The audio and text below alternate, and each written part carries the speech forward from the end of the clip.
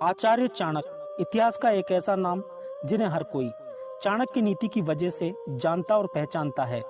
आचार्य चाणक्य एक ऐसे व्यक्तित्व के स्वामी थे जिनकी नीतियों का आज भी डंका बजता है और इनकी नीतियों का लोग आज भी पालन करते हैं।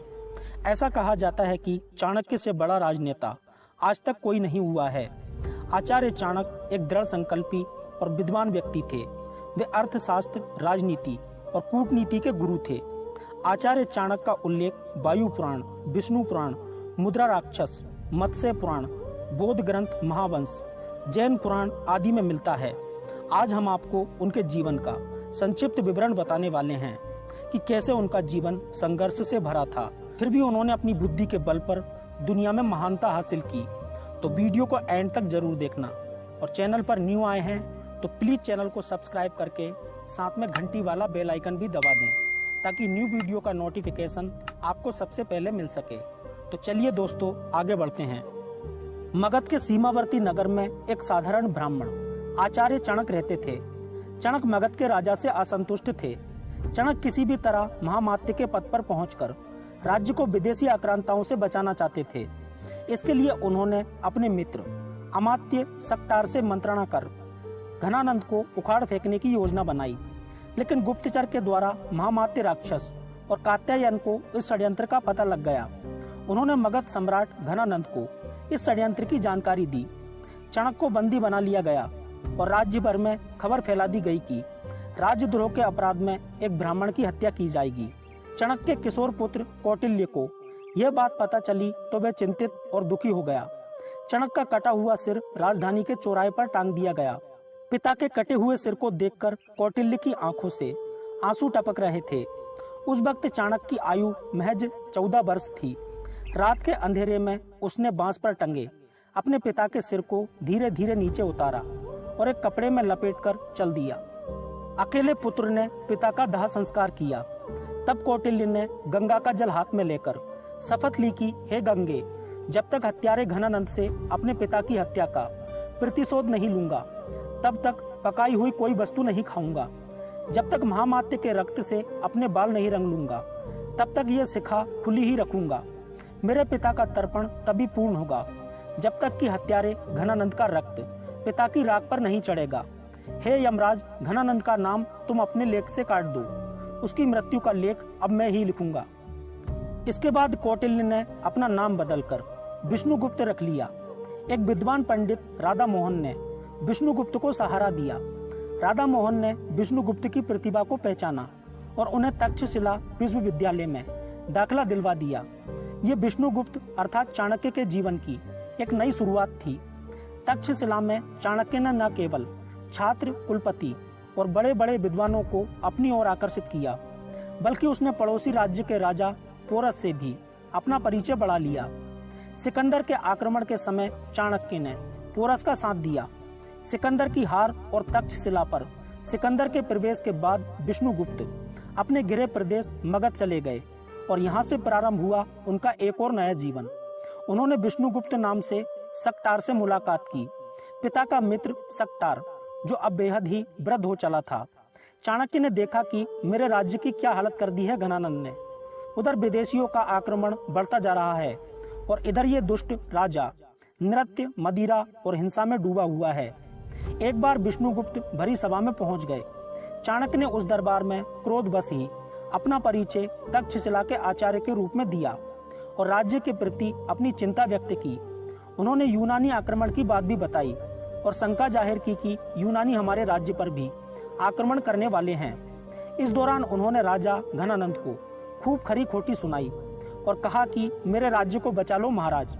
लेकिन भरी सभा में आचार्य चाणक्य का अपमान हुआ, उपहास उड़ाया गया। बाद में चाणक्य फिर से सक्टार से मिलते हैं और तब सक्टार बताते हैं कि राज्य में कई असंतोषी पुरुष और समाज हैं। उनमें से एक है चंद्रगुप्त। चंद्रगुप्त मेरा पुत्र है। किसी संदेह के कारण घनानंद ने मुरा को जंगल में रहने के लिए विवश कर दिया था।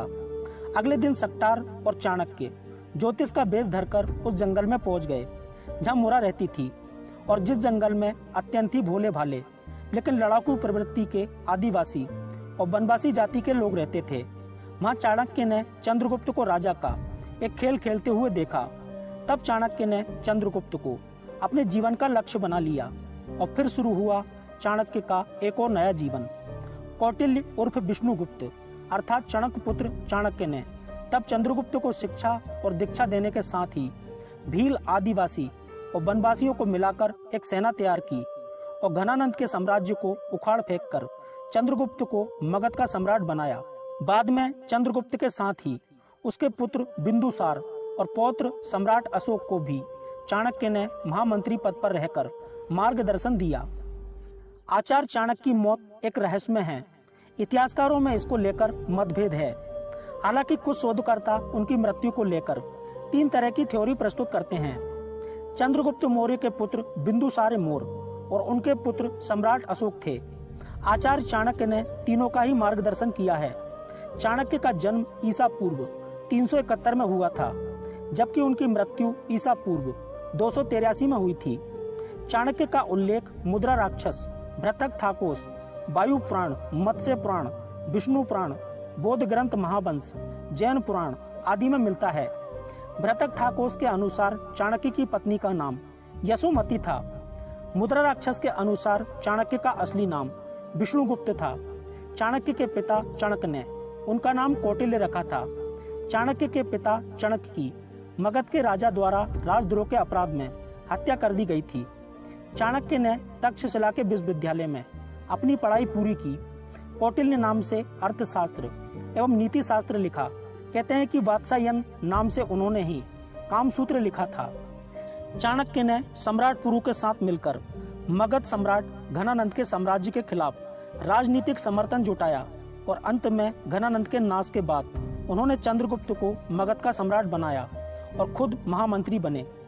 चंद्रगुप्त के दरबार में ही मेगास्थनीज आया था, जिसने इंडिका नामक ग्रंथ लिखा। चाणक्य के कहने पर सिकंदर के सेनापति सेल्यूकस की बेटी हेलेना से चंद्रगुप्त ने विवाह किया था। आचार्य चाणक्य की मौत के बारे में कई तरह की बातों का उल्लेख मिलता है। कहते हैं कि वे अपने सभी कार्यों को पूरा करने के बाद एक दिन एक रथ पर सवार होकर मगध से दूर जंगलों में चले गए थे और उसके बाद वे कभी नहीं लौटे। कुछ इतिहासकार मानते हैं कि उन्हें मगध की ही रानी हेलेना ने जहर देकर मार दिया था। कुछ मानते हैं कि हेलेना ने उनकी हत्या करवा दी थी। कहते हैं कि बिंदुसार के मंत्री सुबंधु के षड्यंत्र के चलते सम्राट बिंदुसार के मन में यह संदेह उत्पन्न किया गया कि उनकी माता की मृत्यु का कारण चाणक्य थे। इस कारण धीरे धीरे राजा और चाणक्य में दूरियां बढ़ती गईं और एक दिन चाणक्य हमेशा के लिए महल छोड़कर चले गए। हालांकि बाद में बिंदुसार को इसका पछतावा हुआ। एक दूसरी कहानी के अनुसार बिंदुसार के मंत्री सुबंधु ने आचार्य को जिंदा जलाने की कोशिश की थी, जिसमें वे सफल भी हुए। हालांकि ऐतिहासिक तथ्यों के अनुसार चाणक्य ने खुद प्राण त्यागे थे या फिर वे किसी षड्यंत्र का शिकार हुए थे, यह आज तक साफ नहीं हो पाया है। तो दोस्तों, चाणक्य के जीवन की यह कहानी आपको कैसी लगी? आपकी राय हमें कमेंट करके जरूर बताएं। और यदि आपको वीडियो अच्छा लगा हो तो प्लीज़ वीडियो को लाइक करें, फ्रेंड्स के साथ शेयर करें और ऐसी ही और जानकारियां पाने के लिए चैनल को सब्सक्राइब करना ना भूलें।